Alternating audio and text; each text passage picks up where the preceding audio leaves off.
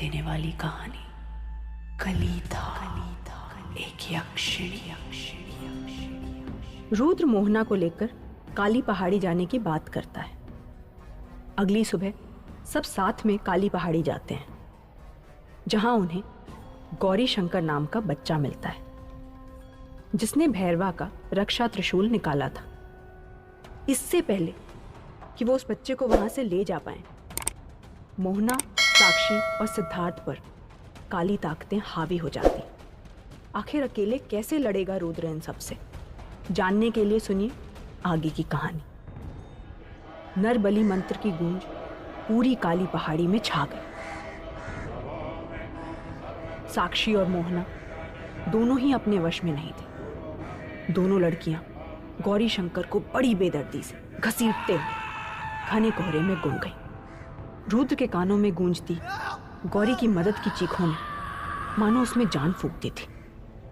खुद पर पूरी तरह से हावी हुए सिद्धार्थ के वार को रुद्र ने अपने बाजुओं से रोका और तुरंत धक्का देकर अपने ऊपर से गिरा दिया।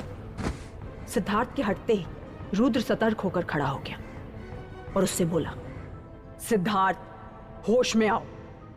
इस काली शक्ति के वश से बाहर निकलो, इससे पहले कि बहुत देर हो जाए। सिद्धार्थ पर रुद्र की बात का कोई असर न हुआ। उसने फिर आगे बढ़कर रुद्र पर हमला किया। रुद्र ने अपने बचाव में वार किया और सिद्धार्थ को दूर फेंक दिया। फिर मोहना और साक्षी की ओर बढ़ा। काले कोहरे ने पहाड़ी को पूरी तरह से अंधेरे में ढक दिया था। रुद्र गौरी शंकर की आवाज के पीछे अभी 4 ही कदम बढ़ा था कि सिद्धार्थ ने उसे पीछे से दबोच लिया। उधर मोहना और साक्षी काली शक्ति के वशीभूत गौरी शंकर को घसीटते हुए पहाड़ी के छोर तक ले आए। एक कदम और फिर नीचे गहरी खाई। दोनों लड़कियों ने गौरी शंकर को काली शक्ति के प्रभाव से हवा में लटका दिया। काली धुंध आसपास फैलना शुरू हो गई। साक्षी और मोहना की खूनी लाल आंखें अब आग की तरह दहकने सी लगी थी। सिद्धार्थ के लगातार होते हमले से बचते हुए रुद्र बोला, अपनी साधना का ध्यान करो सिद्धार्थ, होश में आओ। मैं तुम्हें चोट नहीं पहुंचाना चाहता। सिद्धार्थ को जैसे कोई फर्क ही नहीं पड़ रहा था। उसके वार रुक ही नहीं रहे थे। रुद्र की लड़ाई तब और भी मुश्किल हो गई जब सिद्धार्थ के पीछे से काली धुंध अध जले सड़े कंकालों का रूप लेने लगी। किसी के खोखले चेहरे से कीड़े रेंग कर निकल रहे थे, तो किसी का शरीर मोम की तरह रिस रिस कर टपक रहा था। काले गहराते अंधेरे में यह नजारा और भी भयानक होता जा रहा था। रुद्र चारों तरफ से कंकालों की फौज से घिर गया। सिद्धार्थ के होठ सिले हुए थे, लेकिन अंदर से वही भयंकर आवाज निकली जिसने मोहना और साक्षी को भी कब्जे में कर रखा था। हार मान ले साधक, तू अकेला कुछ नहीं कर सकता। आज यहां एक की नहीं 5 की बलि चढ़ेगी।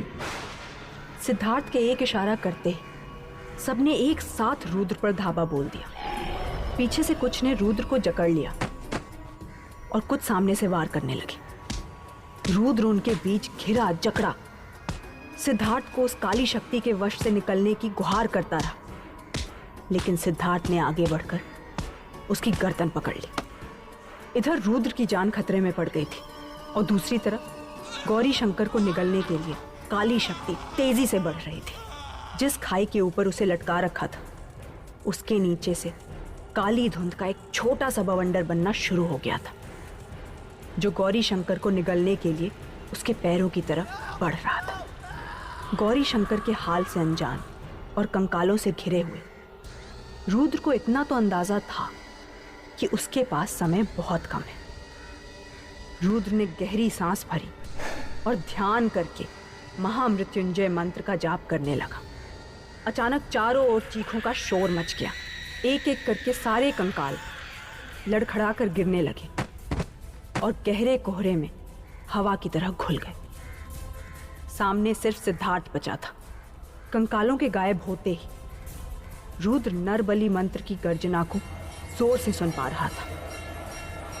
ये इस बात का अंदेशा था कि गौरी शंकर की जान बस कुछ ही सांसों में खत्म होने वाली थी। जैसे ही काली धुंध के बवंडर ने गौरी शंकर के पैरों को छुआ, उसकी दिल दहला देने वाली दर्दनाक चीखें रुद्र तक पहुंच गईं। इस बार रुद्र ने सिर्फ अपना बचाव नहीं किया, बल्कि मौके की नजाकत और जरूरत को समझते हुए सिद्धार्थ पर सामने से वार किया। एक पत्थर लेकर उसके सर पर दे मारा। खून से लथपथ सर लिए जब तक सिद्धार्थ संभलता, रुद्र गौरी शंकर को बचाने के लिए पहाड़ी की छोर की तरफ भागा। छोर के पास कोहरा कुछ हल्का हुआ।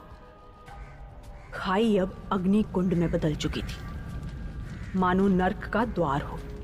आग की रोशनी में रुद्र ने गौरी शंकर को हवा में लटके देखा। काली धुंध का बवंडर नीचे से उसे अपने लपेटे में ले रहा था। मोहना और साक्षी अपनी हथेलियां कुछ ऐसे उसकी ओर किए खड़ी थी जैसे उनमें से निकली अदृश्य रस्सियों ने गौरी शंकर को बांध रखा हो। रुद्र ने मोहना और साक्षी को आवाजें लगाई, लेकिन उन्हें कुछ सुनाई नहीं दिया।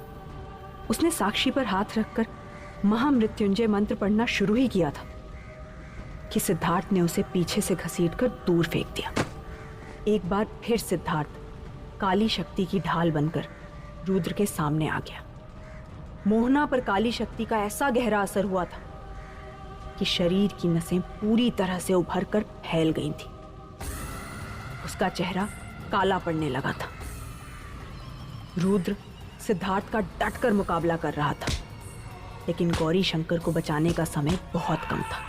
वो सिद्धार्थ को गहरी चोट नहीं पहुंचाना चाहता था, लेकिन इसी वजह से बार बार वो उसके रास्ते में आड़े आ जाता था। अगर गौरी शंकर की बलि पूरी हो गई तो रुद्र ना सिर्फ उस बच्चे को, बल्कि मोहना, साक्षी और सिद्धार्थ को भी हमेशा के लिए खो देगा। जैसे जैसे वो काला बवंडर गौरी शंकर को धीरे धीरे निकल रहा था, रुद्र की उम्मीदें कमजोर पड़ती जा रही थी।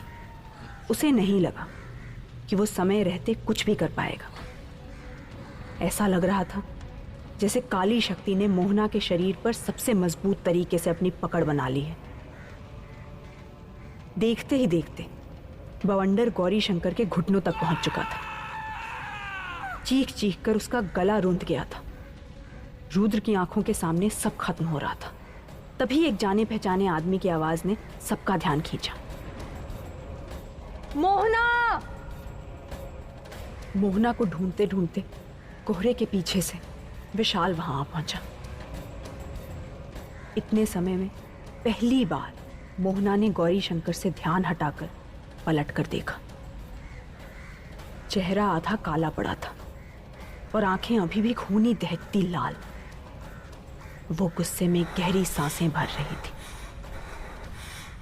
क्या विशाल